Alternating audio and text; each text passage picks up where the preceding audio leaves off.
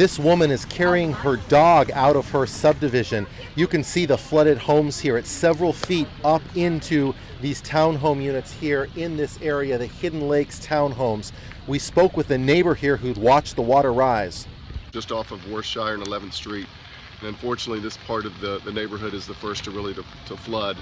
And we've seen this during Memorial Day, during Allison. At one point, the fire department had to show up here because there was someone trapped on the second level. She decided to go ahead and wait for the water to go down instead of coming out with the firefighters. But they told me they have been performing numerous rescues just like this. This is only one of hundreds that HFD has been doing all over the city and also throughout the county. Take a look at this next image here. This is White Oak Bayou. We shot this about 11 o'clock. You can see the water coming up the bike path there. We also found this submerged car as we were driving out to take some video.